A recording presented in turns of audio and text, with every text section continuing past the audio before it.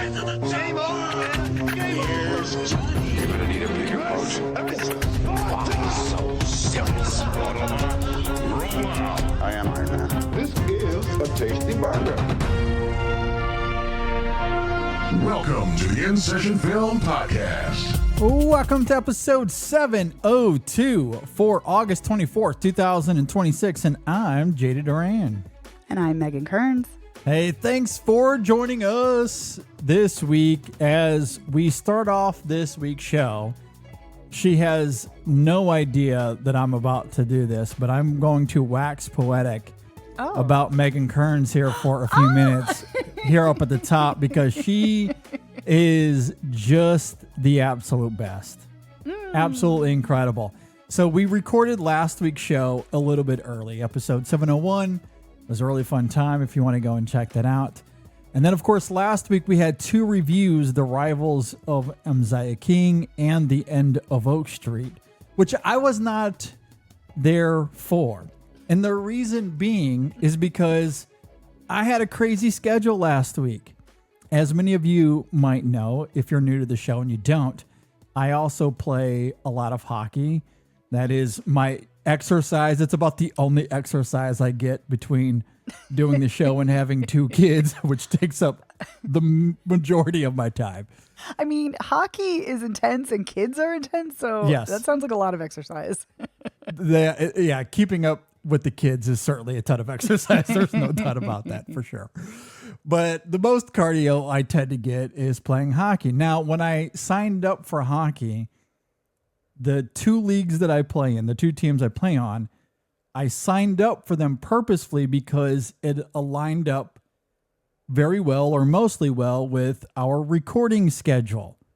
So one of them tends to be over the weekend on a Sunday and the other is a Thursday league. That's what it's supposed to be. But for whatever reason, August decided to be like, nope, it's chaos month.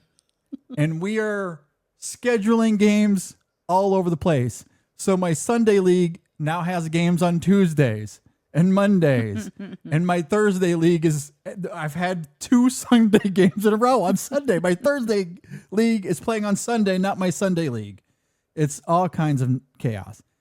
Which is to say, last weekend, I had 3 games in a row. Sunday, Monday, and Tuesday. So in order to do the main show, we had to do it early on Saturday. And then the reviews, I simply was not going to be able to make. And thankfully, God, I am blessed to hell because Megan decided, you know what? I'm going to step up and be the queen that I am. And not only was she willing to record on Saturday for the main show, she led both reviews, The Rivals of Amziah King and The End of Oak Street. She absolutely killed it. Oh, Loved thank you. the conversations that you had with Max and Dave. And with those two conversations, it was fantastic. So I just wanted to, and I deliberately didn't say anything to Megan before doing the show because I wanted to do it on air. I wanted to thank her publicly that I don't know what I would do without her. She is the absolute best and I love her and she is wonderful. So thank you, Megan, for holding down the fort last week. You are incredible. Oh my God, thank you. That's so sweet. That's very, very sweet. I'm very touched. Yeah, absolutely. I don't know what I would do without you. So I'm very excited to be back. Yeah. It was funny as I was prepping for this show and getting ready and turning on the mic and everything. I did have a fleeting thought of, do I remember how to do this? It's been more than a week since I've recorded. It has. Yes. It felt like it's been forever.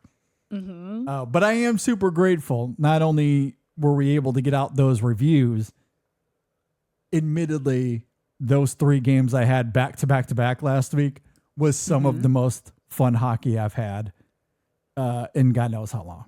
Oh, nice. And it's certainly that's awesome. some of the best I've personally played as well, which certainly heightens it further. So I was deeply, deeply grateful to Megan. I was walking to my truck after my Monday game, which is maybe the best game I've had all year. individually. And I was like, I owe Megan so much for holding down the fort this It was week. my pleasure. So I do appreciate it.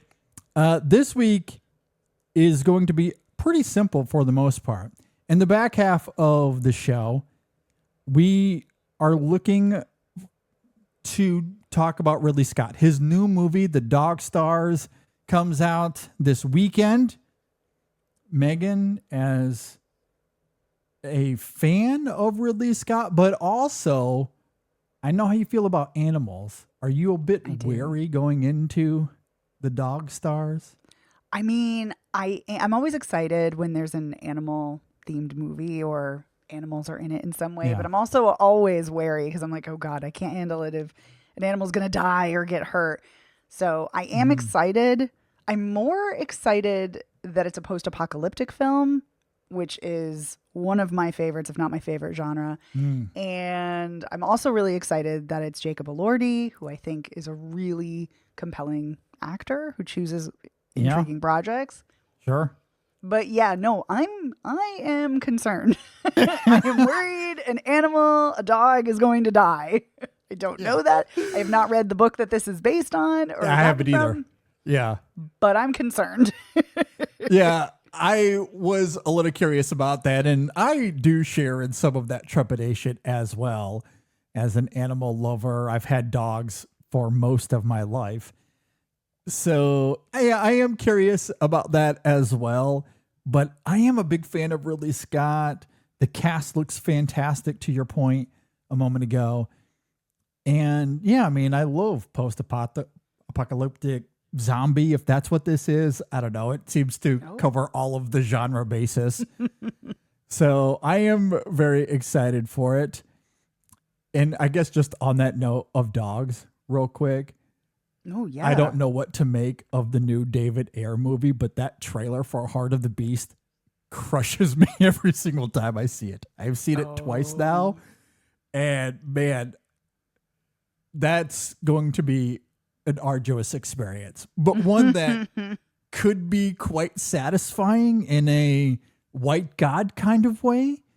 Oh my God, White God. Not enough people talk about the masterpiece that is White God. I agree. I agree. will talk about that movie all Total day. masterpiece. Yeah. And it's David Ayer and it's Brad Pitt. And so I understand why a lot of people might not even be aware of the movie for one, or two, walk into it hopeful by any stretch of the imagination. I don't know. But that trailer does do wonders on me. I will admit the dog looks so incredible. The premise of it just hits me. It's like right up my alley. So we'll see. We'll talk about that one next month. The Dog Stars, though, it comes to theaters this weekend. So looking ahead to that in the back half of this episode, we are going to be doing a Ridley Scott draft. And I'm really looking forward to that. We've, of course, talked about Ridley Scott many a times here on the show.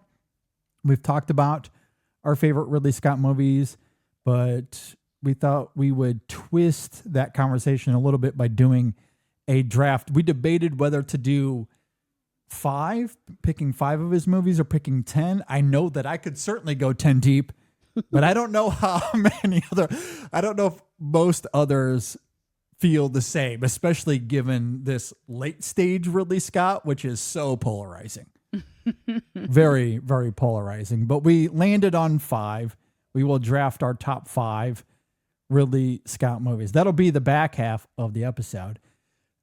To begin here up front, I'm just going to give my thoughts on both The Rivals of Amziah King and The End of Oak Street. I did see both of them in time to do the reviews, but as I mentioned, my schedules decided to give me the middle finger, so I was not able to be on those reviews. But Dave and Max did such a great job filling in alongside Megan. Great conversations. Definitely urge people to go and check out those reviews from last week. But I do want to talk about them because I find both of them quite fascinating. And I want to start with The End of Oak Street, primarily because I think this will foster the most riveting conversation. Oh, Not to downplay what you guys said about The Rivals of Amziah King, but perhaps as a spoiler alert, I will be joining the choir when it comes time to that. All right. And I've been pretty open about it. So if you follow me on social media, you are certainly aware of my thoughts there. But I do want to talk about the end of Oak Street because you and Max were not the biggest fans of this new movie, which I do think is par for the course in the sense that David Robert Mitchell has always been a polarizing figure. He's only done a few films, but each of them have created this incredible discourse where people are split. So I am not at all surprised to see the end of Oak Street follow suit in that regard. And it certainly would have been fun if I was on that review with you, Max. I agree. Push back against everything you guys said about it. Because I really liked it a lot. Really liked it a lot. I fell for it. And I think part of it is that it is totally absurd. It is remarkably absurd. And I love how the film leans into its premise. I love how it captures the spirit of the 80s without having to explicitly lay its cards out on the table. There aren't a bazillion references to the 80s. It's just a film that exists in the 80s. However, one thing that I keep going back to with its aesthetic choices, because a lot of people have been comparing this to Spielberg and to Amblin and that era in the 1980s. And I can see that superficially, those comparisons and the way the film looks and how it focuses on this family. And there's, you could especially think of something like E.T., for example, maybe less so Jurassic Park, but I think about like E.T. in terms of the aesthetic and the tone of the film and how you have this family who finds themselves amongst these creatures, and instead of a little cute alien, it just happens to be these dinosaurs that want to eat you. But at the center of it is this family drama, much like we see in E.T. But the big reason I push back against it, and the reason I don't feel like this film shares much of 80s Spielberg at all, really, outside of, again, the superficial aesthetic at times, especially in those opening scenes, is that the difference between this and something like that, the reason E.T. works so incredibly well is its sincerity. Spielberg treats his movies with this warm sentimentality that he has gone on to deconstruct as his career went on. And I do love that about Spielberg and his own legacy and self-awareness and all of that. But I think that's what makes E.T. wonderful. And it is one of my favorite films of the 1980s. And I would say the same thing about a lot of early Spielberg in that regard.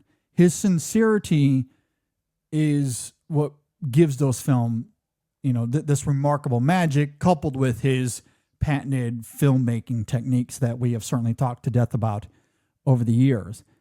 The end of Oak Street has zero sincerity. Again, it is totally absurd. And I would argue remarkably mean-spirited. Yes. It is very mean-spirited. And I see that as a good thing.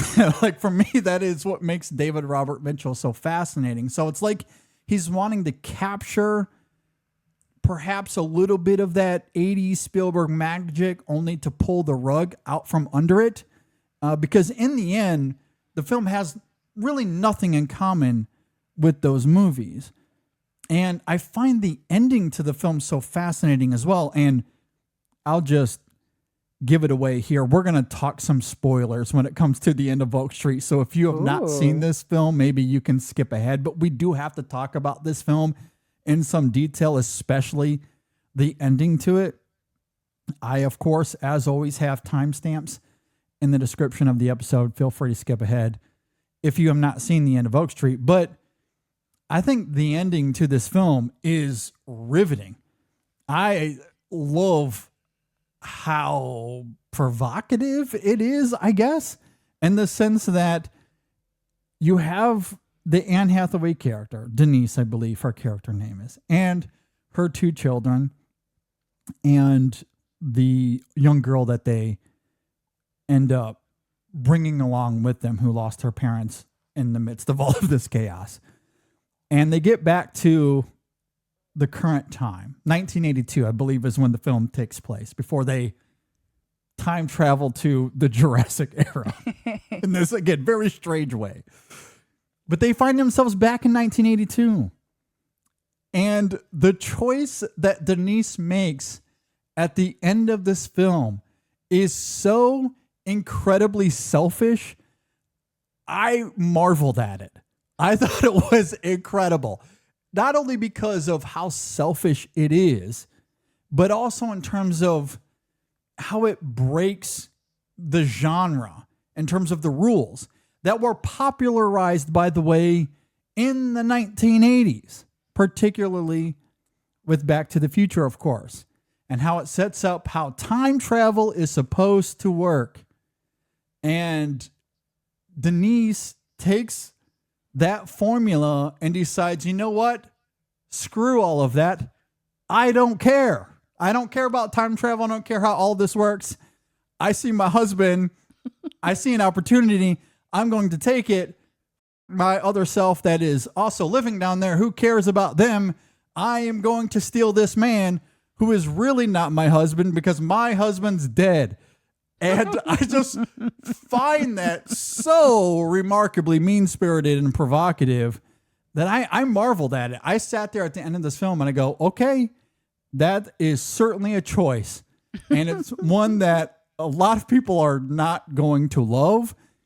But I admire that David Robert Mitchell was making what is essentially his most accessible film today, certainly his biggest in terms of scope and scale and budget.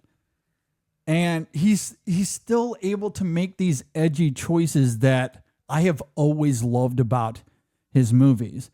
And it very much exists in The End of Oak Street. And I love that he writes Denise the way that he does, because it is admittedly a selfish choice she makes at the end of that movie, which is why I do push back against the idea, and you and Max certainly made the case, especially Max, that the film kind of reverts against the choices that it does with Greg. I don't see that at all, because I don't think the film is making up for that. If anything, it's doubling down on how fucked up this is, for the lack of a better term. And I do think the choice she makes there is pretty effed up. And again, I love how it breaks all the genre rules. So a lot of words to say. I had a ball with the movie. And I love how mean-spirited it is. All right. I'm taking it all in. I'm letting it absorb. I'm pondering it. Yeah, because because everything you're saying is really the heart of why I disliked it. Yeah, for sure. But I will say, I do think you're raising a fascinating point about that ending and how I thought of it as, and I think it's safe to say Max did too, that it was very much a cop-out because it kind of undid its bold choice. But yet, you're right. The whole movie is very mean-spirited, and which is often not my vibe. I tend to recoil from that, which is funny because I like bleak films. So, it's a strange balance, a strange dance. But I do think you're onto something, because for me, I had really focused on the fact that it either didn't really explore the logic of sci-fi time travel, or it just basically threw it out the window and undid it. But you're raising a really, really valid and thought-provoking point that she is just incredibly selfish. And I think what's really funny about your assertion, which I think the more I think about it, the more I think you've nailed it, is the juxtaposition with her neighbors lauding her and saying, Yeah. in the news interviews, like, oh my God, she saved our lives. She was so generous. She was so selfless. And it is really fascinating that you couple that with her incredibly selfish choice. Yeah. that is Yeah. quite a fascinating concoction. It's interesting that she calls the neighbors, but doesn't give a shit to call herself or her other children. She lets them go and perhaps die back in the Jurassic time without their husband, because you have to assume because she stole him, they went by themselves. Right. And he's not there then. And he's not there. Yeah. And do they even get to the point, as we see with the main family of the film, do they even get to the point they do near the end without Greg? At times, he makes some pretty obtuse decisions of his own, I'll say. That's a kind way of putting it, yes. Yeah. But he does make distractions for other characters to survive. So you're right. Yeah. Yes. Yeah, absolutely. He, as obtuse as he is, in the end, he also makes sacrifices and then makes the ultimate sacrifice at the end when he sees that Denise is in morbid danger and is about to see the teeth of that T-Rex. And it is a bold decision. You certainly don't see it in Amblin films, for example. No. Which again is why, I think the comparison can be a little tricky, because on one hand, I understand it, but at the same time, I do think this film is actively subverting that formula as it goes. And it is a bold choice to treat Greg the way this film does. But at the end of the film, I just don't see it as a cop-out because of that selfish choice Denise makes as it relates to Greg. And yeah, perhaps it's a bit of a heartwarming moment, but also there's Greg's complete ignorance as to what's happening. He has no idea why his family is there. And then it turns out, especially from a 1,000-foot view, that's actually not his family.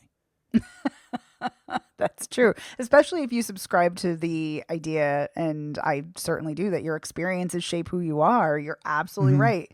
These are not the same people. They are different. So yeah.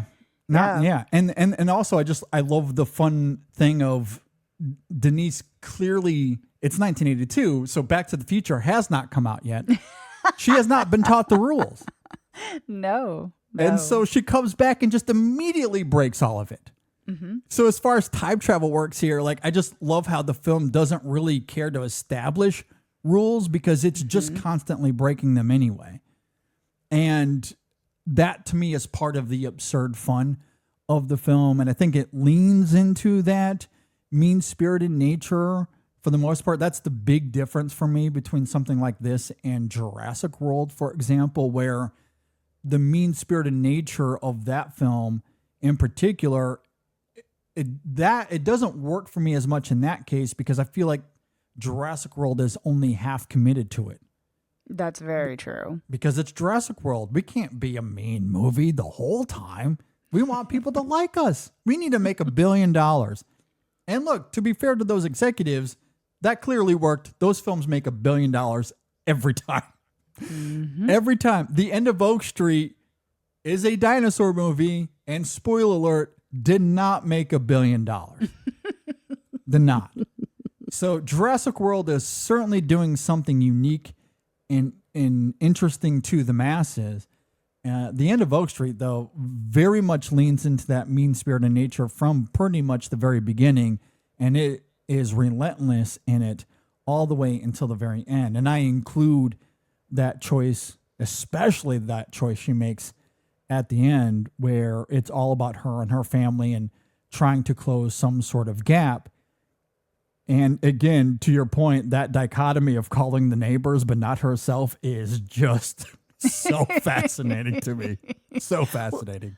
I think it's even more interesting when you think about it in comparison to Back to the Future, because Marty is constantly reminded of his current self, or his self in the past, or in the future rather, because of the photograph and the disappearing of his siblings and then the disappearance of himself in the photo. So he's constantly racing against the literal clock and is in the clock in the photo too. And it's just, but it is so funny that he is aware of that. He is aware of his existential, the tenuous nature of his existential being. But yeah, she's just like, no. Because I was thinking about it and I'm like, well, it's still her. But no, it's not. You're right. So no. Yeah. I mean, she even points it out at one point that, or one of her kids does, that we're down there.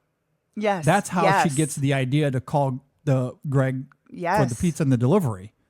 She's like, oh yeah, we are down there. I'm going to call Greg. He's going to deliver this pizza and we're going to steal him. She knew that. She knew exactly what she was doing and made that choice anyway. And they embrace him like he came back from the dead. And he did come back from the dead. For them. For them. It's an interesting angle psychologically that I just, it's so interesting. If I had to criticize the film, and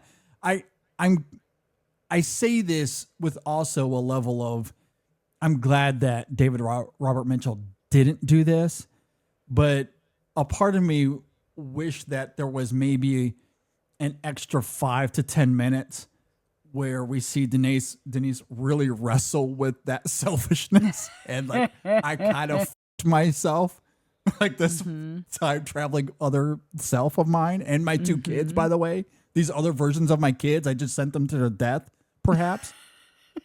Like to get a 5 minute, kind of fascinating to me. Like, so I don't know. There's something about that I just find so interesting, and I had a ball with it. I loved it. I'm glad. I'm really glad you did. I am thinking, because we're on the notion of selfishness, I am thinking, is it as terrible? I'm posing the question. Is it as terrible considering that she had postponed her dream of writing, her dream of moving to New York, all for Greg and her children? Is it still as horrible of a choice? I mean, look, I think we all understand why she makes the choice. Yes. I don't necessarily blame her. Again, I'm not pointing the finger, and I'm not saying that I would do anything differently. All I'm suggesting is that it is a bit provocative. That's what makes it interesting. And that's ultimately why I'm okay with David Robert Mitchell not giving us those 5 minutes of her really wrestling with it, because now it allows for us as the audience to reflect on if that is even something that matters to Denise. I don't know if it does, because she clearly goes on to write this book and she does pursue her career, and one assumes that her marriage with Greg is now remedied to some degree, and or at least the film suggests that. So she took those experiences, honed it on to herself, and then used that to prop up her own life. Would you and I do anything differently? Maybe not. Probably not. Is it still selfish? Yep. But that's what's so interesting about it to me. And I think the film establishes that very well. You know, a lot of people were talking about the missed opportunity of the basement and the water, and there's no creature down there. Even the snake, the snake, which is like water based, that's how it's established. The snake comes in through the roof and not through the waterlogged basement. There's no crocodile down there or anything. And I'm okay with that, because the danger of the basement being flooded isn't that a dinosaur might show up or a crocodile might show up and that poses a threat. It's the fact that she lost everything. Yes. That's what matters. To me, that's way more devastating than putting a crocodile down there for the sake of a cheap thrill. Yep. So I love the decision to let it linger in that. And you see Denise, her response to it is heartbreaking. And I think that adds weight to what you're talking about and those choices she makes at the end, because she had survived this. She's lost everything, including her work, the work that really matters to her. Now she's lost her husband as well. if she sees an opportunity to take advantage of that, why wouldn't you take that advantage? And it's also like this interesting subversion of how we think about suburbia, especially in the 80s. It's an interesting pushback to that idea as well. So I think David Robert Mitchell gets to have his cake and eat it too in that regard. And yeah, I'm fully on board with the ending. In fact, it's one of my favorite endings of the year. I think a big part of it as well is Anne Hathaway. I don't know how many others feel this way. I think this is her best performance of the year so far, arguably. Wow. I would go that far. I think she is unbelievable in this movie. I think she's very, great. very good. Yeah, I like her a lot. I don't think it's her best, but I love that you are going to bat for that. That's amazing. Yeah, I mean, and I loved her in everything else as well, especially Mother Mary. She's very, very good in that movie, but she is carrying so much of the terror of this movie, the familial pathos that is at the core, and her own existentialism, as we've noted that the film establishes early on. This book that she's writing that parallels her life that we find out Greg is very aware of. And even though she's found out, she still is like, no, that's just a coincidence. There's no truth to that. Sure, Jan. Exactly. And it does establish this idea of maybe she'll just abandon her family. Or at the very least, maybe she'll come to some sort of cordial, agreement that I have to go pursue this and live my life or share custody or whatever. The film certainly establishes there's some sort of disconnect for sure.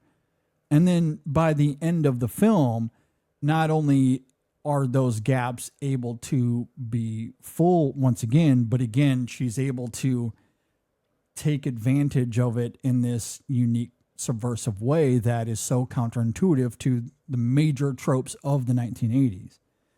And I find that interesting, especially given Anne Hathaway's performance. Like, I think she's able to carry that drama and that tension extremely well, while also being at times very funny here as well. Because the film is ultimately an absurdist comedy, maybe more than anything else. And I think she leans into that very, very well. So, yeah, I mean, I loved her performance. And especially what she delivers there at the end, I think is quite tremendous. Yeah, I said it before and I'll say it again. I think she should do more horror because this is, has elements of horror. It's horror adjacent. I think she would kill it in horror. So, I agree with you that her performance is great here. And I felt the same way about Mother Mary. I mean, perhaps you can call that a pseudo horror film. There's certainly horrific elements at play in that film. And yeah, she's tremendous in both of those movies for sure. I mean, and she certainly there's more heft to what she's given in Mother Mary.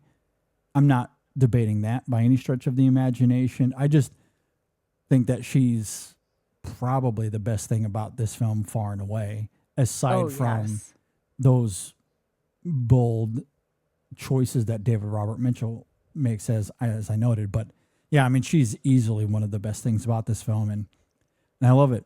I mean, obviously she's great in The Odyssey as well. I'm not trying to underplay that either. No. But yeah, I don't know. I might make the argument. I might change my mind the moment I watch The Odyssey again, or the moment I see Mother Mary again. And that is the beauty of the year that she's having so far. You can certainly change your mind depending on the last thing that you've seen. But this is the last thing of hers that I've seen to this point, and I think I'm ready to make that case. She's really great here. But Ewan McGregor is very good as well. I'm a big fan.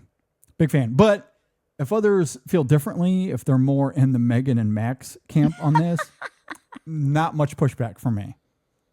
I totally get it because the film is very mean-spirited, and I don't always find myself drawn to those either. I think it depends on how the film earns it. I feel like Sure. David Robert Mitchell earns it, especially given the ending to this film. Because again, it kind of plays with that. This is what Spielberg would do. Wink, wink. Sort of. Not really. Wink, wink. I like, it almost feels like what 2026 Steven Spielberg would do if you told him he had to make a Jurassic Park / E.T. movie now. The End of Oak Street is kind of the movie he would make. It would be more sincere than what this film ultimately is, but in terms of like subverting his own self, he would lean way more toward this than recreating E.T. again. Yeah. And that's where this film is maybe most closest to actual Steven Spielberg and who he is now. You know what's so funny? I keep thinking about this. I'm wondering, and I was going to say this is possibly a weird comment, but not really, because there are a lot of filmmakers who are huge video game fans. I am wondering if David Robert Mitchell was at all influenced by the video game The Last of Us as opposed to the TV show, even though it follows the plot pretty closely in season 1. Because the climax of The Last of Us, it forces you to make a choice. You can't do anything else. That is extremely questionable ethically. And so anyway, I keep thinking about it as far as thorny choices. And I've never played the game, but I've heard others talk about that. And so good. It very much could have been top of mind for sure. Yeah. I'm just, maybe it wasn't, maybe, didn't have anything to do with it, but I am curious because that is just such a powerful experience playing that game and and going through that. That's how he writes Denise at the end of this movie. It's like, this is the only choice you get to make. And it makes sense for the character. I don't know if it was the other way, if it would have made sense for Denise, given everything we saw her experience in the movie. Yeah. And like, I love that he forces her down that rabbit hole because it was the right choice for her. And Anne Hathaway leans into it wonderfully. And also shout out to the dog who is incredible. Love the dog here. I saw someone Starbuck. I saw someone on Twitter who shaded that dog and said the dog was a jerk and how they're tired of jerk dogs coming in and saving the day. I was How like, is the no. dog a jerk? The dog is acting like a dog throughout the whole movie. Yeah. Actually, if anything, I think the humans are jerks for chaining their dog up outside. So which was a there's very that. 80s thing to do. Very but yes. 80s. It was perfect for the 80s. Yeah. But I'm like, man, let your dog in the house. Yeah. And He just wants some cuddles. yes, exactly. I also like how the film, again, going back to that whole idea of if Spielberg was going to make this movie, it'd be like, let's look at it through the lens of who Spielberg is now. I do kind of wonder as well how Spielberg would redesign Jurassic Park given the advancements of science around the dinosaurs. Because that's another thing that's interesting about this film that distinguishes itself from the Jurassic Park World franchise is that it's way more accurate to what we know about these dinosaurs. Like the raptors in this film look absolutely nothing like the Jurassic Park raptors. They're way more in tune with the science that's advanced over the last 30 years. Same thing with the T-Rex and a lot of the dinosaurs here where they have fur and they have feathers essentially. And so like, I love how it updates the whole idea of dinosaurs and how we think about dinosaurs as well is interesting. Except there's one major exception to that rule here, but I love it because it leans into the absurdist nature of this movie, and of course, it is the sex scene. Oh my god, which is incredible. God. I mean, David Robert Mitchell. He's not making a Jurassic Park movie. Let's just put it that way. I love it. No. Oh, I had a good time with this movie. I had a good time. Yeah. I mean, I don't know if I'll go as far as to say that it's the surprise of the summer or that it's the best movie of the summer. I've seen those reviews out there as well. And I'm not quite to that level. I don't think that this is David Robert Mitchell's best movie by any stretch. Like, I still prefer the other two over this. But as far as big blockbuster diverting movies go, yeah, I had a great time with this.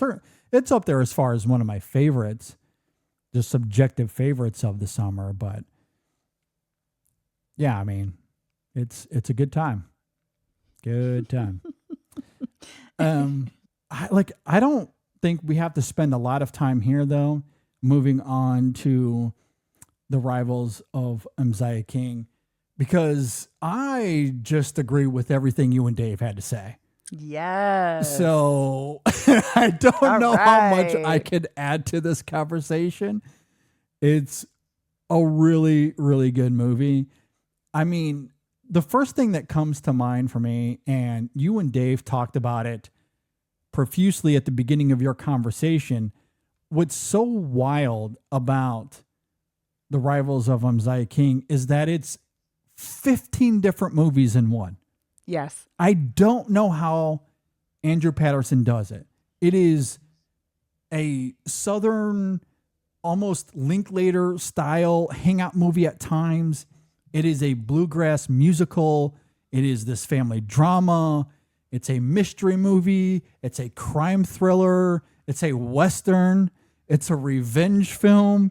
Mm-hmm. It's even an absurdist comedy at times. Yes. With shades of the Coen brothers in here. Like, I don't understand how he did all of that. Like, it shouldn't have worked. It shouldn't have worked. And if it doesn't work for others, just because of that, I can understand. Because this is a movie that it's like 15 different genres all in one. But somehow, I think it all bleeds together seamlessly. Yes. It is absolutely wonderful. And it's quite the experience. Like, I think about the beginning of the film when we see the Matthew McConaughey character and he's being asked to open this thing of honey, and something inside this barrel might lead the police down this rabbit hole to find these criminals. And it has this tone of, all right, we're a crime mystery thriller. And then in the middle of all of that, I guess without getting into too many details, there's something happens that's quite horrific.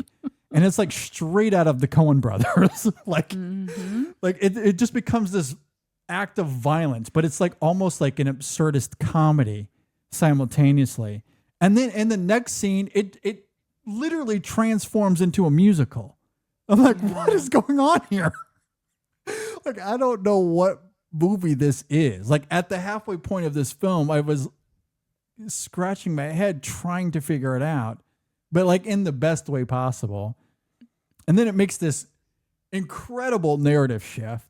That's like, okay, did not see that coming either. And then it just becomes a completely different movie in the back half. I was floored by the progression of this thing and how it has this brazen quality of we're moving from one genre to the next, one type to the next, but you're going to love it. That's the attitude the film has. You're going to like it. Just trust us. Buckle up, maybe grab some popcorn, tighten that seatbelt because we're going for a ride, and you're going to have the best time. Like, that's the attitude the film has, and it very much delivers on that, not just because of Patterson's direction and tone management, which cannot be overstated. The tone management of this film is nothing short of a masterclass. Yes. But also what makes it so magical is Matthew McConaughey's performance and Angela Lookingglass, who I'll get to here in a second. But I agree with you guys. This is Matthew McConaughey's best work in a long, long, long, long time. I think you could argue at least since Interstellar. I know Dave went even back further than that it's his best performance since Mud. And that was 2012? 2013? Maybe 2013 when Jeff Nichols' Mud came out. And he was phenomenal in that film as well. I do really like him a lot in Interstellar. What he does here is so very different, though. So it's really hard to compare. But generally, I agree. However you want to articulate that, this is his best work in years. In a long, long time. He is utterly magnetic. And I don't know if there's something about him in this particular setting with the character that has this eccentric charm that it oozes Matthew McConaughey. And he gives a performance that it's one of those where it's hard to envision anyone else in this role. Mm-hmm. I'm certain other actors could pull off Amziah King, but McConaughey's performance makes it iconic, which is weird to say. I know it's a new movie, but it's in that same vein of I just can't imagine anyone else doing this. It's so built around the ethos of Matthew McConaughey, and he more than delivers. He is phenomenal. And I love his chemistry with Angela Lookingglass, who is maybe the discovery of the year, certainly to this point, at any rate. For sure. Well, I might have one pushback to that. I don't want to get ahead of myself quite yet, because we'll talk about another actor in a review this week. Oh. And I have pretty strong feelings about this. Very, very strong feelings about this.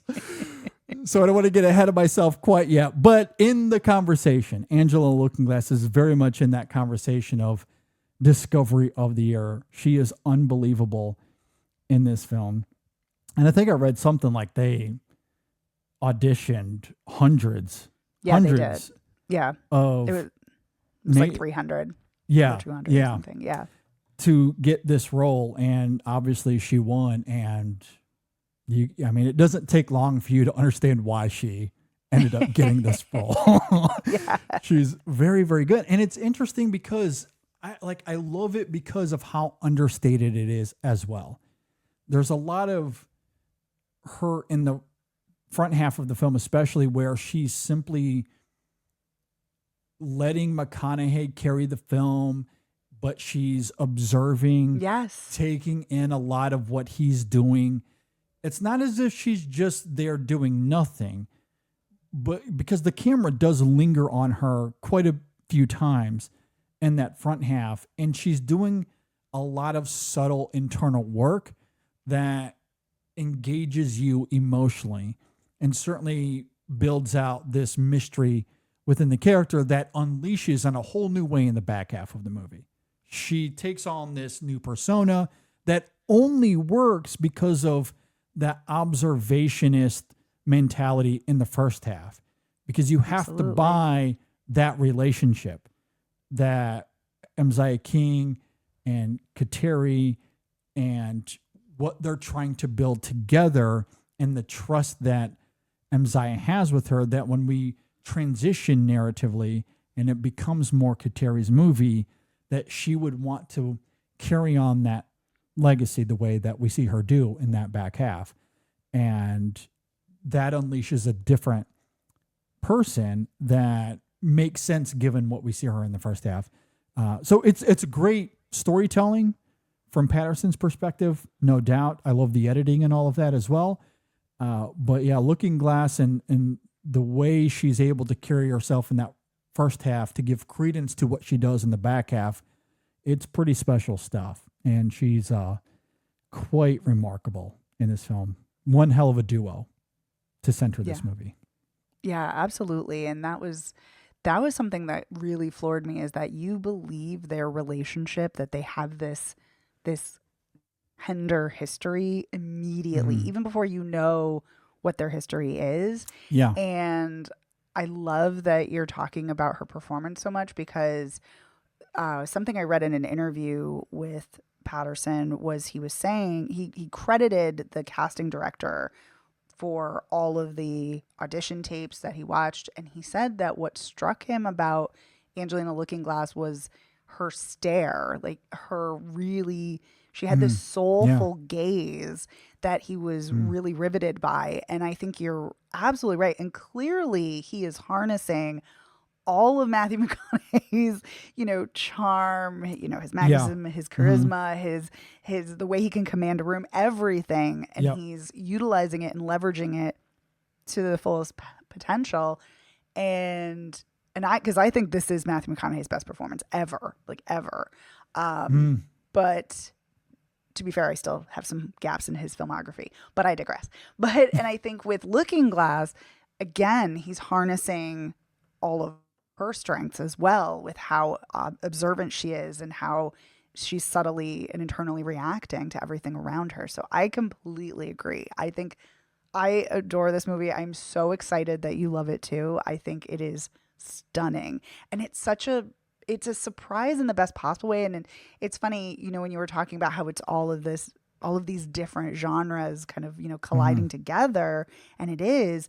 And if it's, I don't want to say too much for people, but if it is somehow, I'm like, no, you just got to surrender to it. Let it wash over you and go along with it, because I think this is one of I don't know if it's but it's one of the boldest films this year in regards to Patterson's choices. He is confident in his choices. He is confident in the tonal shifting and genre shifting, and that just makes me want to go on the ride even more. So yeah, this is such an incredible film. I can't wait to watch it again. It's so good. I'm very eager to catch it again, because there is so much happening here, especially from a tonal narrative perspective, that to jump on that ride again, it's going to be one of those movies that's going to make for fascinating rewatches because of how it jumps from genre to genre.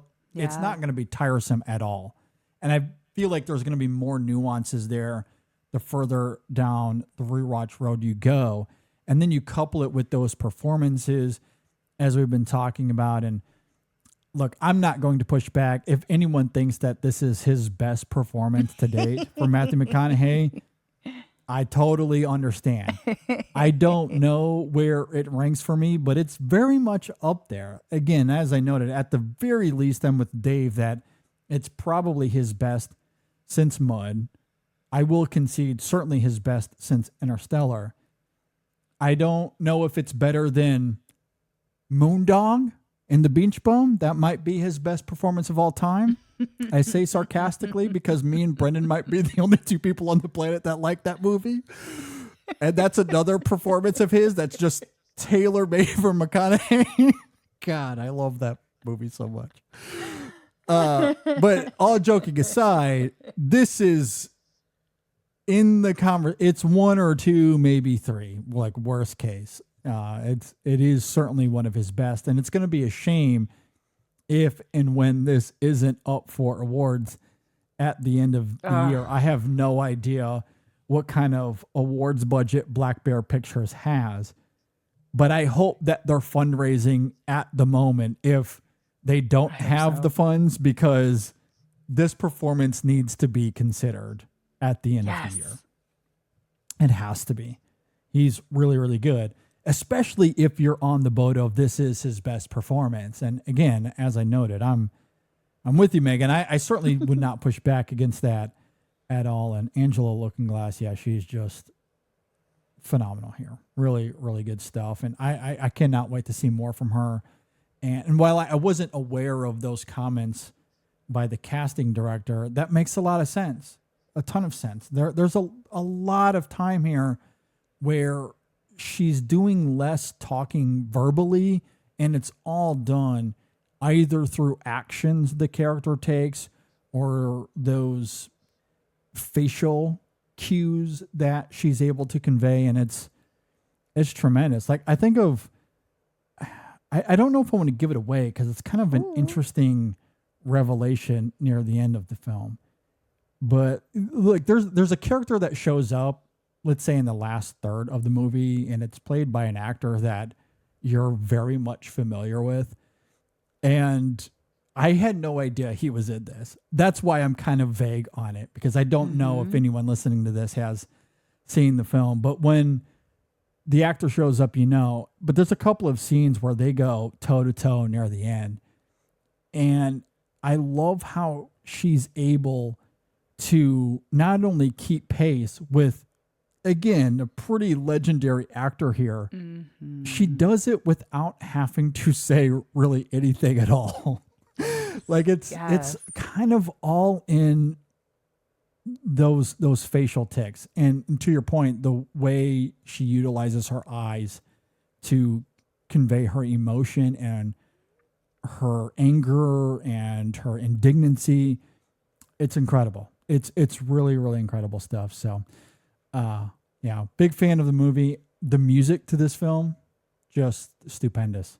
Stunning. They've released that one song, and I have not stopped listening ever since so they dropped good. it. It's stupid good. Again, So good. if it's not nominated at the end of the year, what are we doing? It's a crime. We're wasting everyone's time. I know.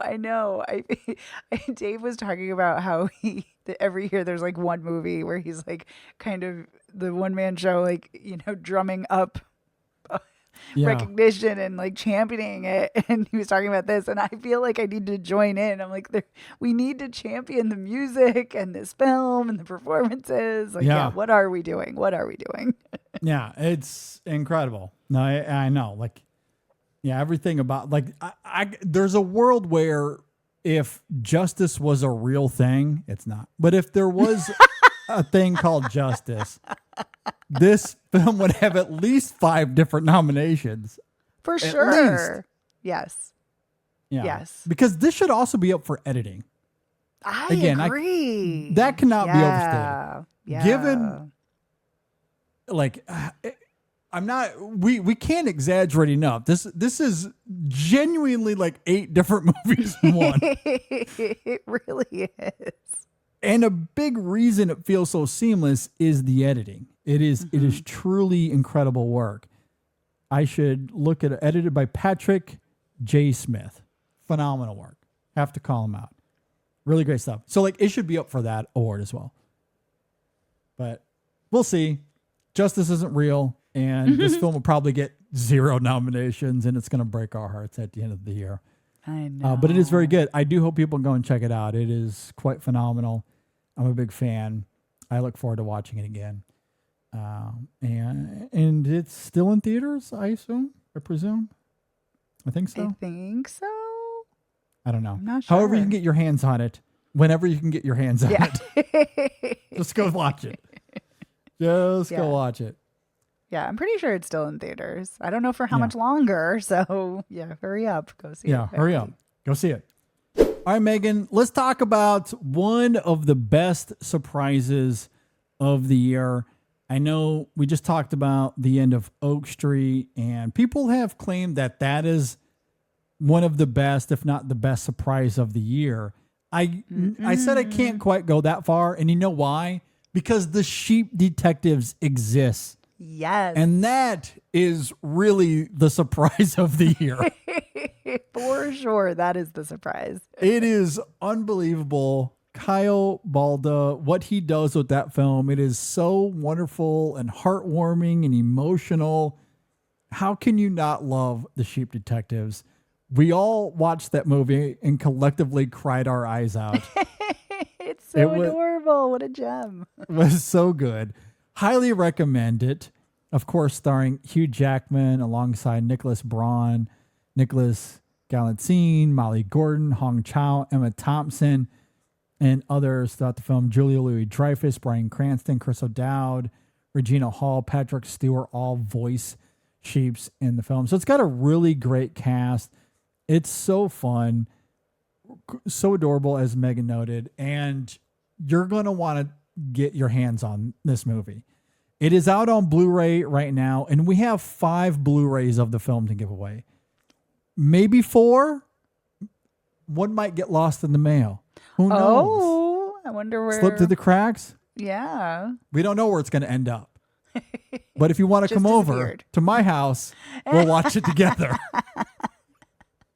No, all joking aside, we have 5 Blu-rays of the film to give away.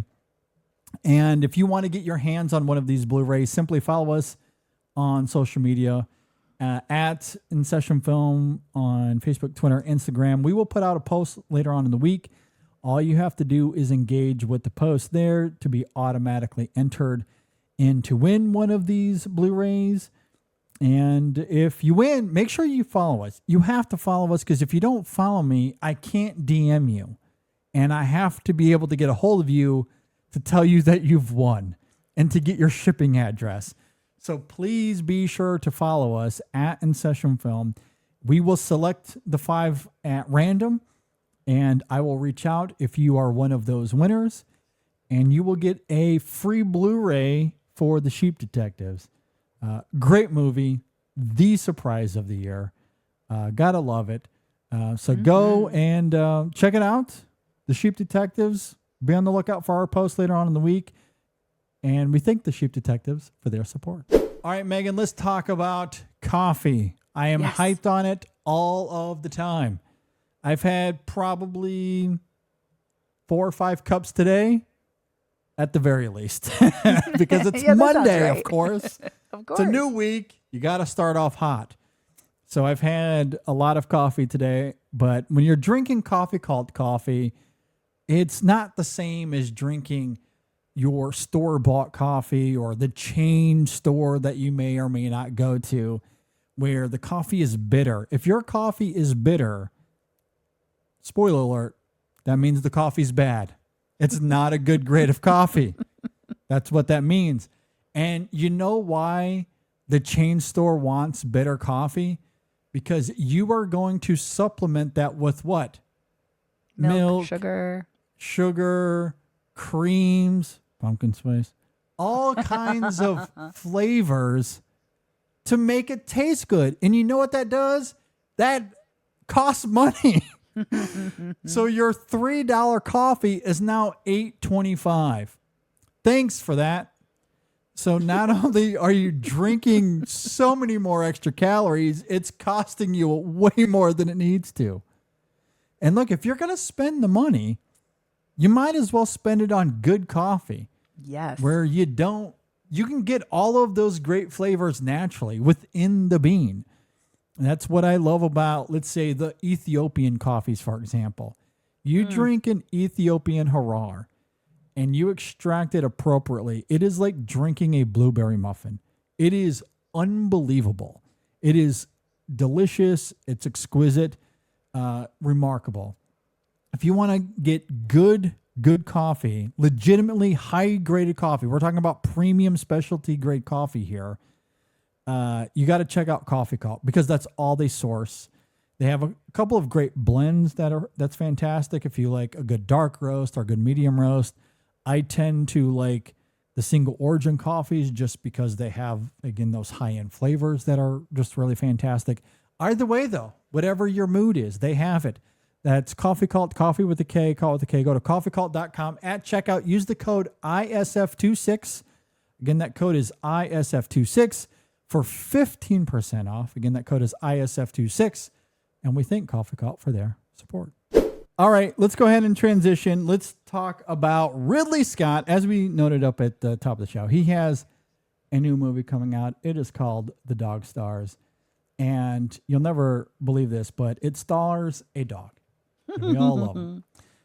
I don't have no idea what happened to the dog in the film. I'm going to say that this is my guess, that at the end of the year, we're going to have a debate between which dog rescue scene was the best. The one in The Dog Stars or Starbuck at the end of the end of Oak Street. Or maybe it'll be a 3-way tie, because the David Ayer film I noted earlier, what if he saves the day too? It could just be a trio of dog heroes at the end of this. Maybe we'll have to have the Dog Avengers. Ooh. So at any rate, The Dog Stars, it is this weekend. Ridley Scott, he is back. And so we're going to talk about some Ridley Scott here. And we're going to do a draft, as we always do. Now, when we do these drafts, to explain this to the audience once again, and also to Megan, because she does not play fantasy football. I do not. And does get confused by how this works. For some reason, I don't know. For some reason, I still don't know why. Yeah, totally fine. So we are going to do a snake draft. Well, what does that mean? Well, I'm glad you asked. So we're going to decide who goes first. For the sake of argument, let's say I go first. And then Megan would then pick second. But because we are doing a snake, when we get to the second round, it'll snake back to Megan, who will then pick first in the second round. And then I would pick second. And then the third round, it'll snake back to me. So then I would pick first in the third round. And Megan will go second. And it'll go back and forth that way. You know, kind of like a snake. Just kind of keep snaking around. Curvy. Little Kind of like that snake in the house in the end of Oak Street. Exactly. Trying to go chomp chomp. Exactly. So what we have to do now is determine who's going to go first. So as we tend to do here, I have a digital coin that I am going to flip here. So Megan, Yes. you'll have to call it out. Okay. Let me know if you want heads or tails, and I'll give it a flip. Tails. Tails. All right. It's flipping. It's flipping. It's flipping. It is heads. Ah, curses. So well, you know what? Oh. Because I won the toss here, I'm going to defer. I'm going to let Megan go twist. first, and I will go second because I want that first pick of the second round as well. So I'm going to let that is a good yeah, one. that's part of the strategy here. So, and as always, before we get into this, there's a couple of ways we can do the draft. We can simply pick the films in this case that we personally love. These are the 5 that we love, we're going to champion, no matter how anyone else feels about them. So, if 1492 is Megan's pick, that's what she goes with. She feels so strongly about it, she's going to go with it. The other strategy to play here is the fan vote, because after the show drops, we will put out a poll later on in the week on our social medias, and we will ask you all to vote for who had the best draft. And sometimes you pander to that. It just kind of depends. Brendan and I, when him and I did this, we tend to pander mostly, but sometimes we were selfish in it. It just kind of depends on how you want to do it. So that's where we're at here. So if we pick something weird, it's not necessarily because we love it or think it's great. It could be because we think you all love the weird movie and we'll vote for it. So with that laid out, let's go ahead and jump into it. Megan, you have the first vote since I deferred to you. Okay. Well, I was going to say that there will be no pandering here. I do not pander. I only pick what I love here. Yep. But so White Squall, prepare yourself. White We're going Squall, to Megan's buckle board. But it just so happens that my pick, and this was the only pick I cared about, so I am so excited that I get to go first because this was it. This was the movie I cared about. I mean, there are others I do too, sure, but this is the one. One of my favorites. I also think it's his best film by far, most influential. Oh, I can't wait to go and watch it right now. I got to go with Alien. Yeah, of course. Yeah. Yeah. Alien, no surprise. No surprise. And look, this is part of the reason I wanted to give you first pick. It would have felt disingenuous if it somehow landed on my board and not yours. It just would have felt wrong. And I'm okay with having that first pick of the second round for reasons I'll get to here in a moment. But also, it just made sense that Alien ends up with Megan here. So I'm glad that we've made everything align accordingly. Yes. All is right with the world. Well, all is right with the world. Maybe the stars aren't trend. out of alignment. I know, right? Maybe this will cause things to get back on track. Yes, hopefully. Exactly. Yes, Alien, full-on masterpiece. I think we can all agree there. All right. So I have 2 films here. the order doesn't really matter all that much since I have 2 picks in a row here. But for my first one, I'm going to go with Blade Runner. Of course. From 1982. Of course, another masterpiece. Following up Alien just a few years later, Blade Runner. What a Crazy run. that. Wow. To start off your career with those two alongside The Duelist, which is quite the adventure. But after The Duelist, you have Alien and Blade Runner, 2 sci-fi masterpieces that everybody loves to some degree or another. Blade Runner totally makes sense here. So it's my first pick here. Now, circling it back to me, because again, it is the snake draft. So this is the beginning of the second round here. And my first pick here is going to be Thelma and Louise from 1991. Oh, that was my third pick too. I was like, actually, you have my 2 and my 3 right there. Yes. Well, I kind of wondered if that was the case. But those are my top 3 as well. Not that that's a super hot take. Those 3 are probably the top 3 for most out there, other than, again, the weirdos who we love dearly that have 1492 as their number 2 Ridley Scott movie. God bless you.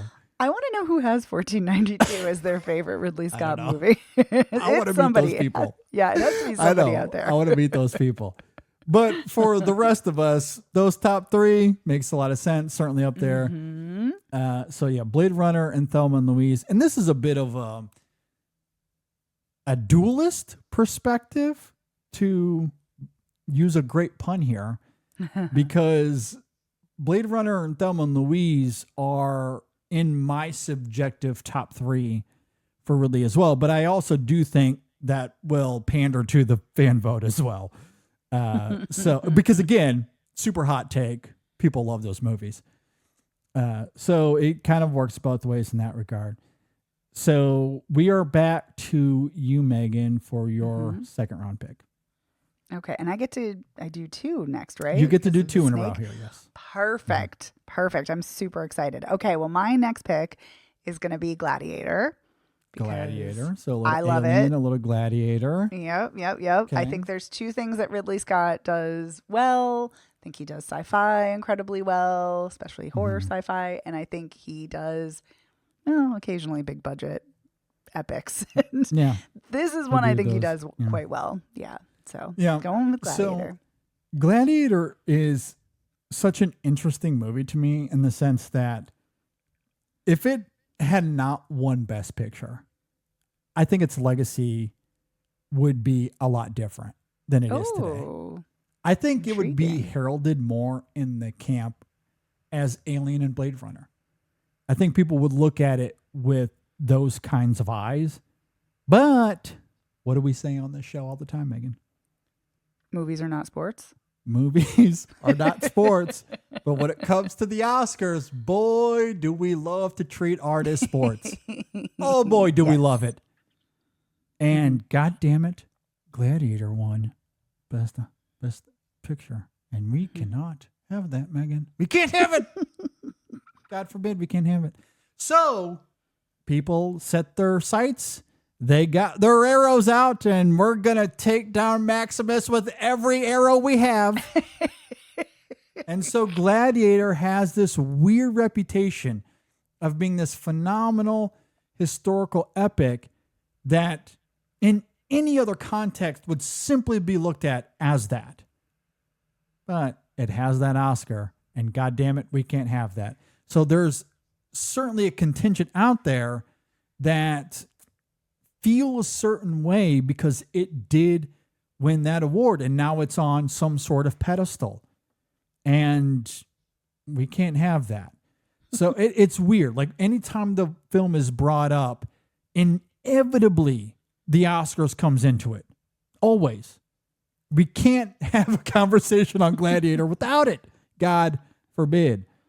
But I do think it is really great. I genuinely think it's one of the best picture winners we've seen, certainly of my lifetime. And if not for that, I think it would simply be looked at it as that. Because it is great. Russell Crowe's phenomenal. Hans Zimmer's score is an all-timer. Yeah, there's just a lot of fun to be had here. I mean, not to say that it's the best historical epic we've ever seen. I'm not necessarily No. claiming that either, but I do think that the lens of the Oscars gives it this unfair. I don't even know what the word is, but just this discourse, I guess. These unfair, sometimes disingenuous criticisms that aren't really born out of anything other than my team lost. And therefore, I got to bring you down. That's just how it goes.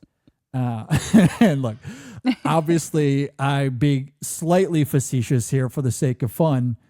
But that does exist. That duality very much exists with Gladiator. And it's unfortunate because I truly do think it is a great movie that doesn't really need that grimy Oscar lens. I think we can move on past it because Gladiator is really great. Anyway, I'm with you. A lot of words to say that. Gladiator, great movie. Yeah.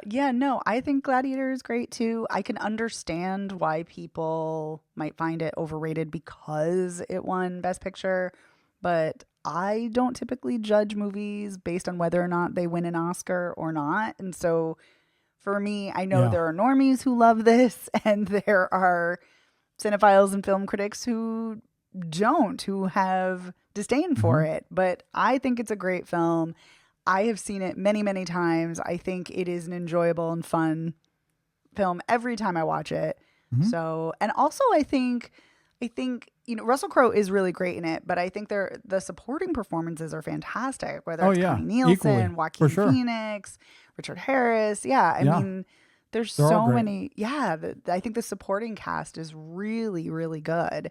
Derek Jacobi. So I'm not a fan of the desaturated gray tones of the film. That's my one criticism.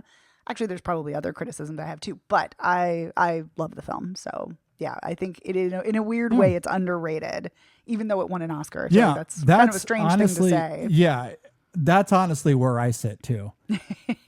Which it is so weird. But the only reason we feel that way is because it's held on this pedestal because it wins the Oscar, and then everyone has to go after it. Right. And it's always caught up in these conversations of, like, anytime the idea of the most overrated Best Picture winners is brought up, Gladiator inevitably is a part of that conversation. Always, always, always. And it drives me crazy because otherwise, like, if you remove all of that, I don't think that conversation would ever exist. Again, I'm not claiming that it's the best film of all time. It isn't Citizen Kane. I agree. And I'm not even saying it's the best film of 2000 because I don't agree with that either. Like, I could probably pull up my list. I have it right here. Oh, my list. Look at you at the ready. For I love it. 2000. Yes. Well, Brendan and I, we've done these That's retrospectives quite a bit. I have Gladiator ranked 13th on my list for 2000. 13th.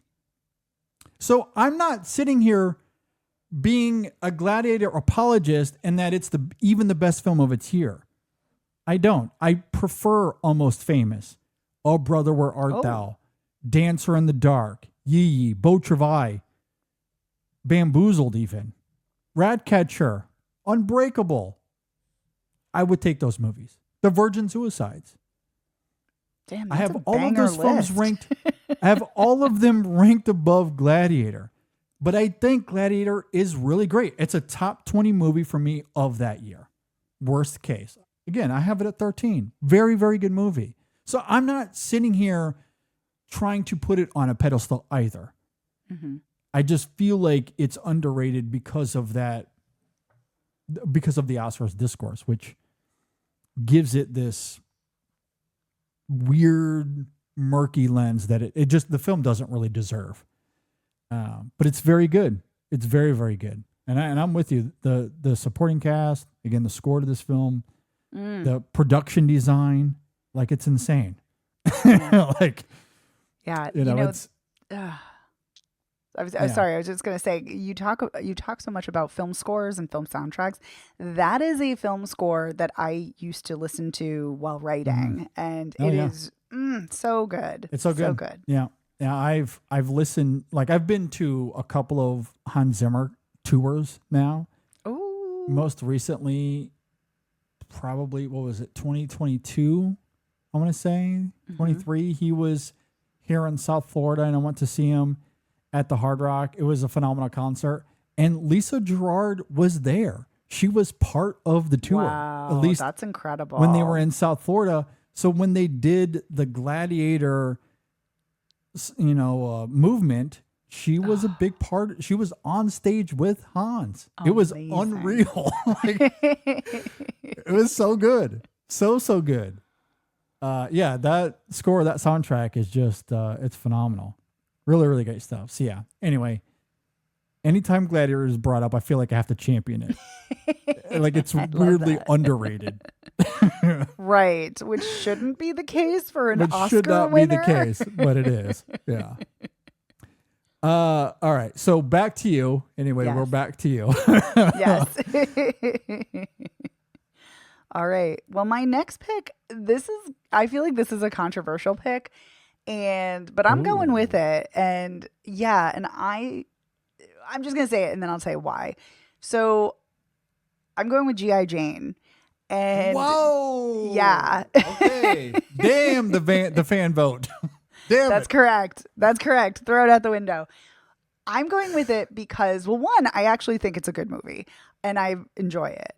But the other part of it is it's kind of fascinating to me that I really enjoy it or appreciate it because I'm not big into military films, and this is very much that. And I also think that Demi Moore's performance is very, very underrated. I actually think this is one of her best performances. I think The Substance is hands down her best. I think this is her second best. I think she is an actress who doesn't get enough accolades, enough appreciation. And I think she's really great here. I think this is an incredibly physical role, and I think she does it quite well. And look, I don't think this is the best movie by any means, but I think this is a well-crafted film, and I appreciate it. And I appreciate what she experiences in the film as her character, as far as trying to make it in a very, very sexist environment and trying to do her best despite all of the odds and despite everything, trying to keep her down. So, yeah. Wow. Again, I feel like this happens every single week. This happened last week when we were doing a top 5 about food, and Megan brings up Texas Chainsaw Massacre. Yes. I maintain that's an excellent food film. I should have seen that coming. I didn't anticipate it, and I should have. And I feel the same way here. This is such a Megan pick that I should have seen coming, and I just did not anticipate that we'd be talking about G.I. Jane here. Look, I agree with you about Demi Moore. I think she is very good in this film. I don't love the film on the whole, but I also have not seen this film in who knows how long. Ages. It's been ages. So I don't know how differently I would feel if I watched it now through the lens of 2026. Maybe I'd feel differently. Maybe not. Who knows? I want to say that I probably would come around this film at least a little bit more, because I tend to really like Ridley Scott. I tend to champion him. Even late stage Ridley Scott, I've gone to bat for him a lot more than others seem to. The Last Duel, I thought, was one of the best films of 2021. Loved it. I loved how weird Napoleon was. Oh, no. I have not seen the director's cut yet, but I am eager to see it. I did kind of go to bat for that one too. Gladiator 2 didn't work for me as much, but still enjoyed myself with that film for the most part. House of Gucci is probably the one in recent years where I'm like, okay, that one's kind of meh for me. But the rest of these, I'm like, okay, like I kind of like what you're doing, Ridley. I'm kind of with you. And I also just love his incredibly egotistical brazenness when it comes to his own movies. Did you see the quote that he had earlier this week? No. Because he was talking about everyone got hung up on the wrong part of this quote because the headline was, I'm not a filmmaker, I'm an influencer. That's what he said. Oh, God. Yes. I could see that sending people into a frenzy. Yes. And of course, people lost their mind and they were baffled by it. But I feel like they got hung up on the wrong part of that because what he was saying was, if the idea of what I do gets people into, to think about their life or to see the world in a different way, that's what he's talking about as far as influencing. His art influencing you to experience something. That's the gist. I'm simplifying it, but that's the gist of what he was saying. So I'm an influencer. Obviously, I'm just assuming, knowing Ridley Scott, I did not hear this. I read the article or the interview, but I do kind of wonder if there was a somewhat sarcastic tone in his voice. That's how I read it anyway, because, and here's the main point I want to make here. What people got hung up on the wrong part of it. The sentence that really stood out to me was, he said, all of my money or all of my movies have been on the money, is what he said. Which tracks because Ridley Scott has always been very high on his movies. In fact, one of the most viral tweets I ever had, this was years ago at this point, one of the first tweets of mine that went somewhat viral anyway. And it was incredible. I was simply talking about how much I love Ridley Scott and his ego, because Letterboxd asked him to do his top 4 as they do, and he had 2 of his own movies there. Amazing. Like top 4, and he had Blade Runner and Alien, I think were the 2. I mean, listen, if you directed Blade Runner and Alien, I mean, sure. Yeah. Have those as your 2 favorites. That's pretty much what I said in the tweet. I was like, if you made those 2, I get it. I would have those in my top 4 too. I mean, it's an unhinged answer, but it's amazing. It's so funny. So like, Ridley Scott has always been this way. Like, he's very high on himself as an artist. And I just love how brazen he is about it. Like, he unapologetic. So when he says, all of my movies have been on the money, like, it is the most Ridley Scott answer of all time. Amazing. And to me, that was the sentence in the quote. I loved it. Absolutely loved it. Anyway, all of that to say, I have become a big Ridley Scott fan over the years. And who knows, G.I. Jane is one that I might come around on at least a little bit. But my memory of it as it stands currently was okay movie, but great central performance for sure. Yeah, I saw it when it came out or around the time it came out. And then I rewatched it for an episode of Women in Session to talk about Demi Moore.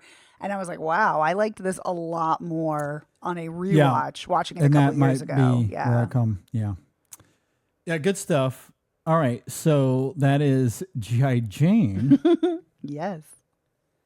All right, now where do I go? Because I have a few options here that I did not anticipate would be open, or at least one. Oh, that's exciting for you.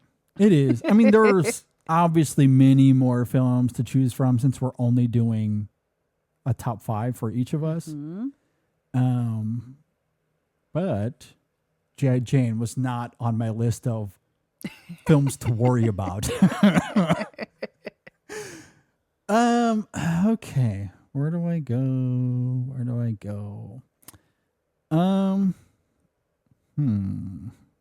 I mean, I do have 2 here. So part of where this gets interesting for me is like there's probably 3-4 films here that I could choose between.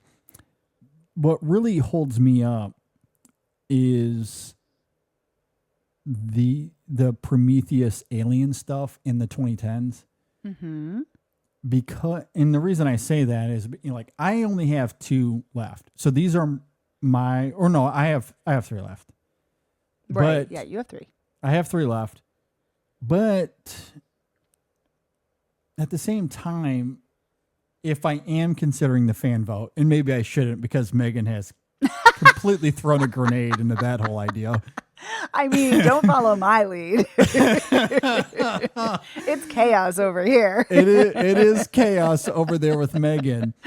But generally, when I'm considering these lists, I do think about that. And people are higher on Prometheus and Covenant than I am. Mm-hmm. I don't love those movies as much as anyone else, which is interesting because, and I noted this earlier, and Megan and I were slightly talking about it before we started recording here.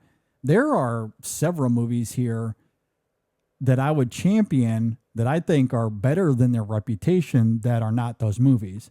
So where I'm kind of lesser on Prometheus and Covenant, even though those are well-reviewed, well-respected movies of his from the 2010s, I don't love those as much, but there are others where I'm kind of the opposite.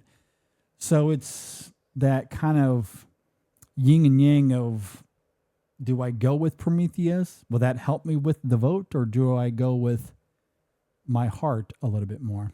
Oh, I mean, I know what you would feel. yeah, I was know going to where you say, and then I was stand. like, you already know what I would say. All right, I'm going to do this because I think that will become trickier with my last pick. For my first one here, because I got 2 in a row as it'll snake back to me. But my 3rd round pick here, I'm going to go with Black Hawk Down. Oh, okay. As an interesting compliment to your pick there on G.I. Jane. I've talked about this a lot before, and I'll reiterate it here once again. Forgive me for those that have been listening for a while. Black Hawk Down has that Fight Club reputation in the sense that it is sometimes heralded as this thing, and in this case, jingoism, when in reality, it's actually this. Because Black Hawk Down is far from jingoistic. It is a movie that is actively subverting jingoism while leaning into tropes that carry the facade of jingoism. But the whole thing with Black Hawk Down, and I don't want this to get lost, we screw the whole thing up. The U.S. military does not win here. This is a massive failure. A big, big military L. So I don't understand how anyone arrives at the conclusion of jingoism when it comes to Black Hawk Down. Does it showcase military personnel and their procedures in a certain way that might have some allure? I guess if that's your thing, and I say that full on knowing that's the reputation of Top Gun, and that's how I feel about Top Gun 2. I don't think that film is jingoistic at all. Yeah. I think it is a complete deconstruction of bravado and masculinity, which we've talked about here on the show as well. Mm-hmm. Black Hawk Down, I think, is doing something very, very similar in the sense that, yes, Ridley Scott treats these actions as matter of fact. He's not using it as satire. He is doing it with sincerity and reverence to honor and respect those that died during this incursion, if you will. Mm-hmm. But ultimately, it is a showcase in we don't need to be sticking our noses where they don't belong in other countries' affairs when we don't need to be there. Sometimes when Nazis arrive and start killing a bunch of people, maybe you step in. That's understandable. World War II is maybe the only military action in all of U.S. history where it made sense for us to intervene. outside of that context, militaristically, we've done a lot of, let's say, dubious things. And Black Hawk Down is very aware that this is one of those events. Even if you can make the ethical, moral argument that we should do something, this film isn't engaging in that conversation as much as it's trying to articulate that when we meddle in ways that we shouldn't, these are often the consequences that you face. And that is ultimately what the film is about. It is far from jingoistic. He is highlighting a military failure deliberately, very, very openly and actively to make that point.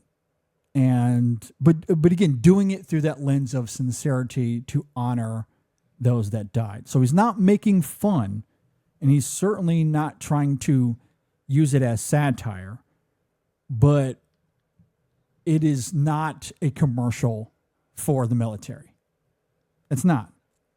I can't imagine any other company that would be like, yes, come join our team. Look at this massive loss we took. Don't you want to be on our team? Yeah, this is not a commercial for the military. Top Gun, sure, I can listen to that argument. Even though I still think it's a deconstruction of bravado. But Black Hawk Down is very much not that by any stretch of the imagination.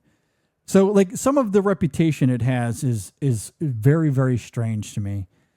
And it's also just one of the best military movies in terms of procedure and the way it utilizes its cast. And it's one of those incredible casts that is dense. And because it's the early 2000s and a lot of the great actors that we know of today were just coming up around that time, there are a lot of actors in this that have small bit roles, and you're like, Tom Hardy's in this movie? Like for a small little, like a really young Tom Hardy has like a very small role in the film. Like there's just a bunch of that throughout as well. Orlando Bloom is in this once again. I know this was like right before Lord of the Rings and Pirates really took him to a whole new stratosphere. But yeah, no, it's a really great movie. I like it a lot. So that's my next pick here. I love that. I actually have never seen it. I was trying to squeeze in time to catch up on some of my gaps in Ridley Scott's filmography, and this was on the list. I was going to try to watch it, and I didn't. But I had a feeling you were going to pick it. So yeah, I feel like we've talked about this once before, but yeah, yes. So Black Hawk Down is my next pick here. All right, so I have one more, and then it sneaks back to you. Mm-hmm.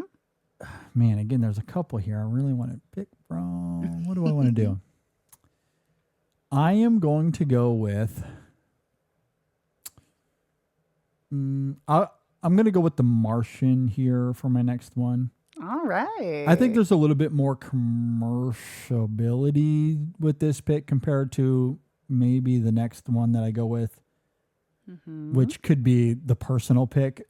That's a little bit more controversial. But The Martian is mostly well liked. I think a lot of people went to that, maybe to varying degrees, but that year, a lot of people really went for it. I do really like it a lot as well. Again, I think the biggest thing with The Martian that I always remember is that it was up for comedy at the Globes, which I thought was appropriate. I might have been the only person. Me and you might have been the only two people that thought that was. Yes, it is very much a comedy. It's a comedy. Yeah. I don't think that's crazy at all. At all, because it is a comedy. Just because something's not making you, fall off your chair rolling in the aisles doesn't mean it's not a comedy. It is a comedy. It was always weird to me, the pushback that it got when it was listed in comedy at the Globes. Mm-hmm. It is very funny. It is actively trying to be funny. And also, comedy is the thematic nucleus of the movie. Yes. So it's not even just Yes. that it is, like a tool to engage the audience. It is thematically crucial to the movie with the character. Yeah, it's his Like, coping that's how he mechanism. Like, copes. yes. I was like, what are we doing here? So I really don't understand the pushback there. No. But yeah, no, and I think it is very funny. Like Matt Damon is really great. And I love all the choices Ridley Scott makes as a director here. There's a ton of fun to be had. And yeah, certainly one of his most entertaining. I really like it a lot. So I'm going to go with The Martian here for my next pick. Nice. That's a good pick. Okay, so It's a we good snake movie. back to you for your last two here. All right, let me take a guess. We're going to Yes. go with House of Gucci and we'll do Legend. Because those two were not on my list to talk about. So Wow. can only presume. Well, you know what? This might be your lucky day because my next pick is Legend. Oh my God.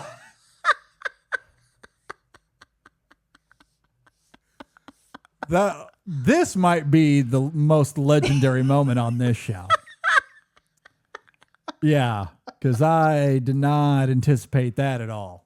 I mean, Tim Curry in a devil horn costume with all that red makeup, the black dress that is dancing on its own. Come on. This is a weird movie. I had to go. Oh, with it's it. extremely weird. Yeah, I love it. It is so weird.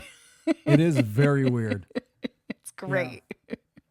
No, I think that's another one that I would like more if I were to rewatch it through today's eyes. I haven't Would seen this you? film in a long time. Maybe. Maybe. Well, just because I do tend to gravitate toward weird. I mean, I sort of talked about that with the end of Oak Street. Like, I love the absurdist elements of that movie. Like, that's why it works for me. It doesn't always come together, obviously. That's the nice thing about weird movies is that they're weird. So sometimes it works, sometimes it doesn't. Right. Sometimes it really doesn't. Yeah, sometimes it really doesn't. It is certainly a roll of the dice. So I don't know. I mean, and also your perspective shifts as you get older. Who knows? That's And very I've- true. Again, as I've noted, I've really come around on Ridley Scott, but yeah, I don't know. It's hard to say. Ridley Scott and Tom Cruise, weird pairing. So I don't know. So weird. Yeah. And the funny thing is I think Tom Cruise might be, and I like Tom Cruise as an actor, but I think this might be one of his weaker roles. Like I think he is probably the weakest part of the film, but there's something so strange. I mean, this is a weird film, but there's something kind of magical about this film in a really bizarre way that just really works for me. I mean, the cinematography and the costumes and the makeup and the very, very over the top melodramatic performances. Yeah, I'm here for it. How very disjointed some of the film is. Mm-hmm. It doesn't all work, but that's kind of the charm of it and why I am drawn to it. Yeah. Also, I mean, it was the 80s when things were really bizarre and strange and weird, and like a nice holdover from the weirdness of the 70s. So, yeah. Yeah, I mean, you're making some valid points that certainly, are encouraging me to want to see the movie again for sure. Yeah. yeah.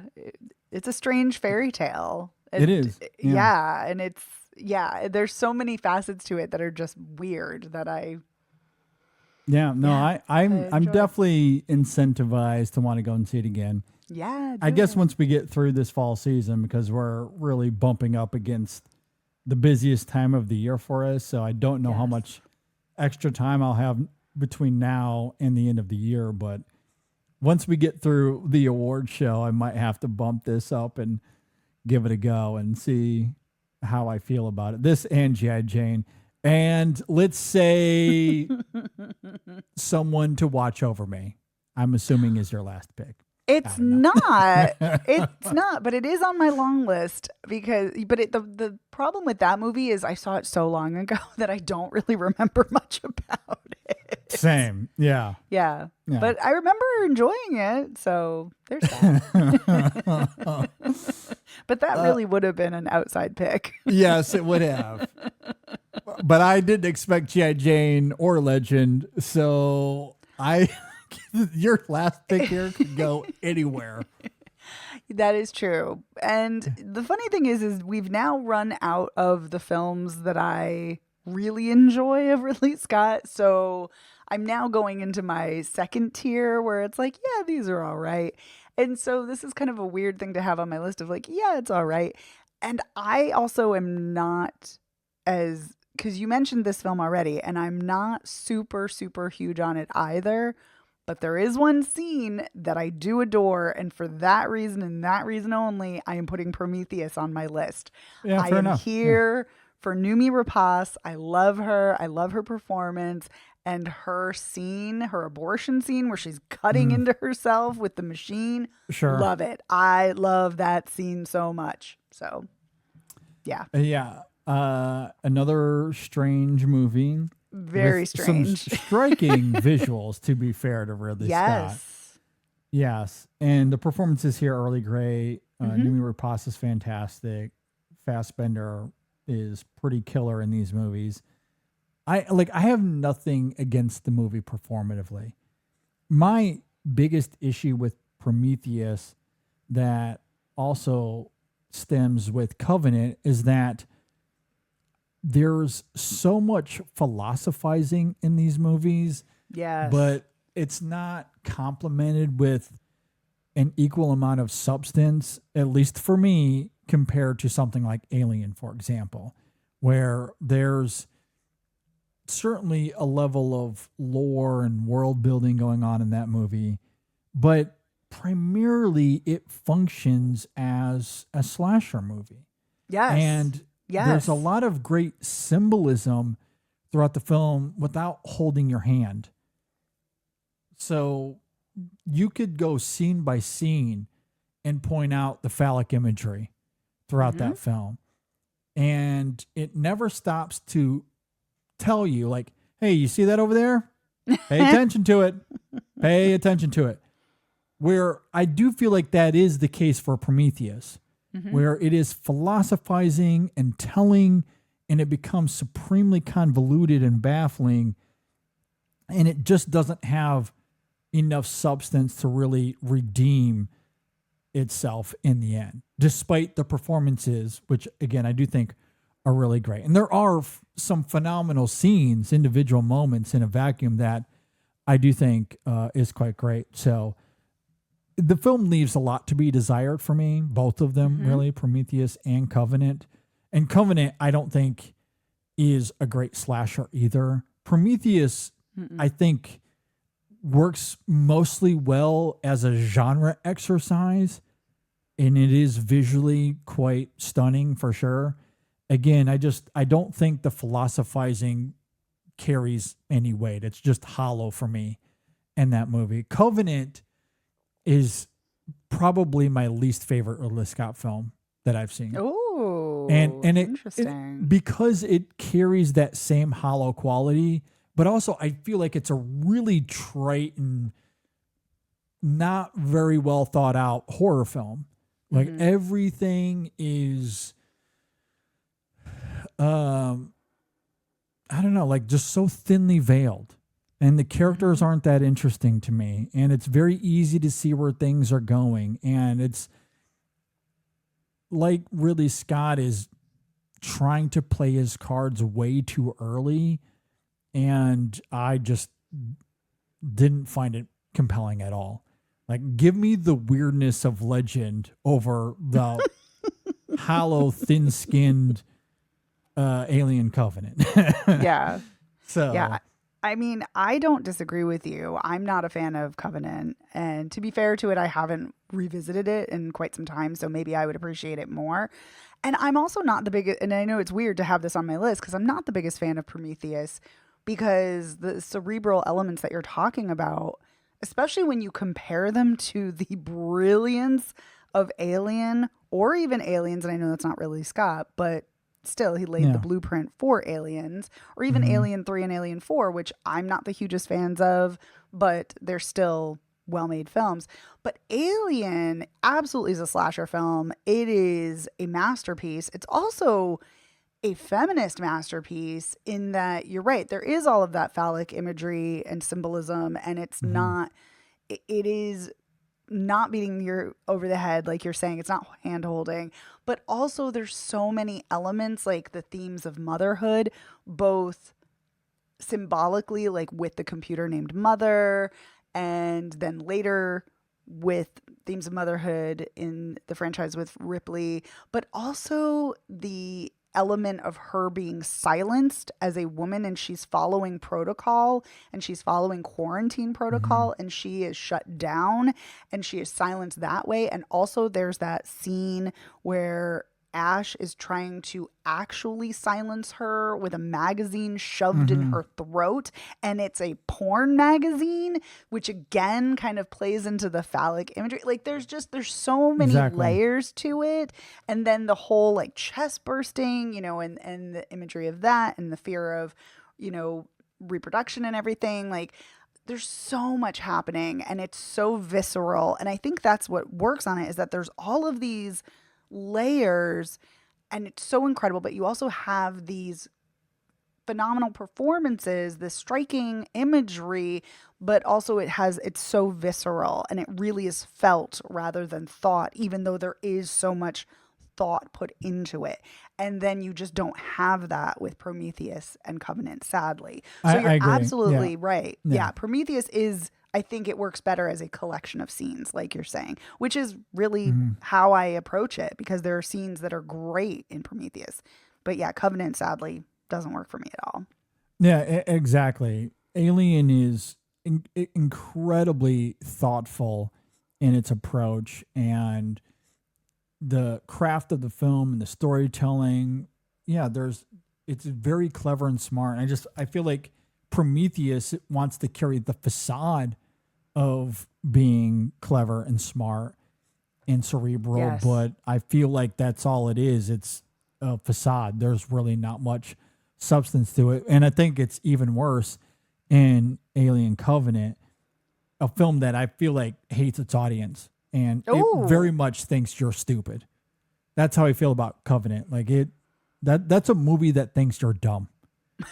And really dumbs down the material to the lowest common denominator possible. And again, I think when you couple that with how ineffective it is as a slasher, it just makes for a really feckless experience, I guess. I certainly did not like it all that much.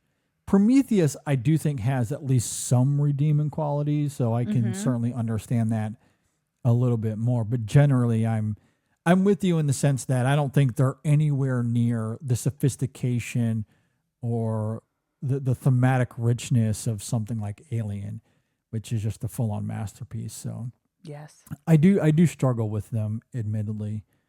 But Prometheus, certainly an understandable pick. And I did think about it earlier as well. Even though I'm not the biggest fan of it, a lot of people are.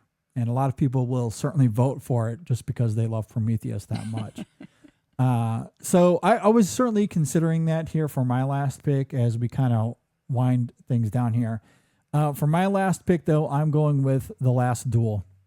Oh, a film that I really love. This was one of my favorite films of its year. In fact, the screenplay for me should have been nominated for an Oscar. It was one of my top 5 screenplays of its year. I think it is incredible at invoking the customs of the world of the 14th century and how religion, not science, was the centerfold for deciding life and death, as well as the monarchy that reigned in that era, of course. So it's a movie where I think the violence and the brutality of it is very necessary, given how it simultaneously renders the period of the time and gives legitimacy to that, but complements the emotional trauma that the characters experience. I love how all of that unfolds in that film. The performances are really great. It's just a phenomenal film that has a lot on its mind, and not just with the truth of what's at play in terms of what certain characters did or did not do, but equally on trial are things like anger and resentment and jealousy and bitterness and honor and pride.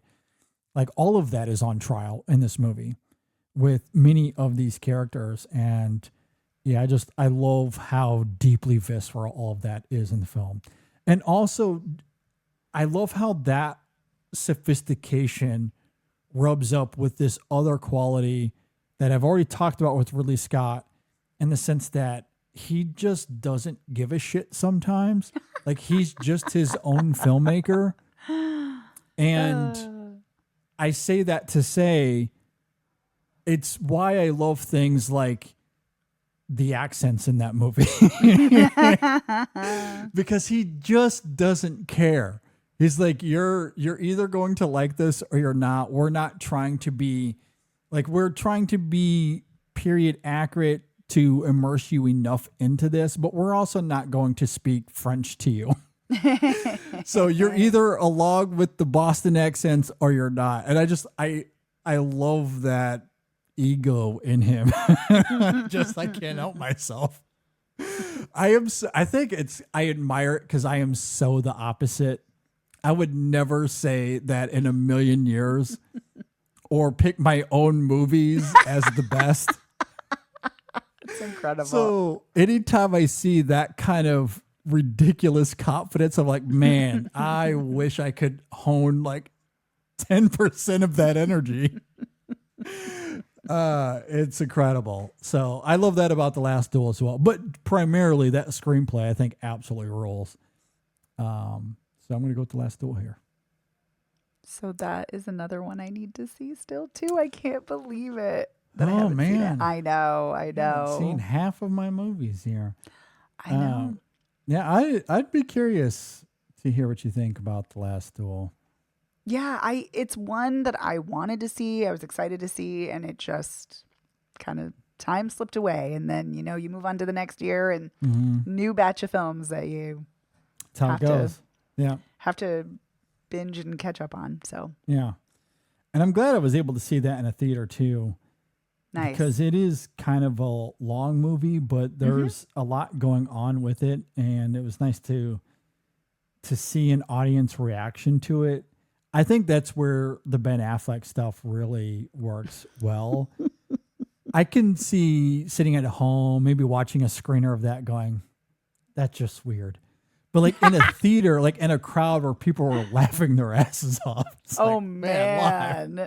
Wow. Yeah. The people are just like, what are we doing here? What is this? To have that collective experience, that's what the movies are all about. Yeah. I mean, and I say this as someone who I know I haven't seen the film, but at the same time, I kind of would rather an actor use their own accent than a bad accent. So there is that. Because what's more distracting, Yeah. So. Absolutely. I mean, there's been a lot of that with Gillian Anderson in Miasmo. There's been a lot of debate about that performance because of it, which I think is absurd. It is absurd. It's one of the But best that conversation of the year. exists. So I guess it's always a risk no matter what. But that's the one thing with Affleck in that movie is that he was just committed to being Boston. So we all collectively were like, okay, it is what it is. What are you going to do? Yeah. It's hard to all shake right, the so- Boston.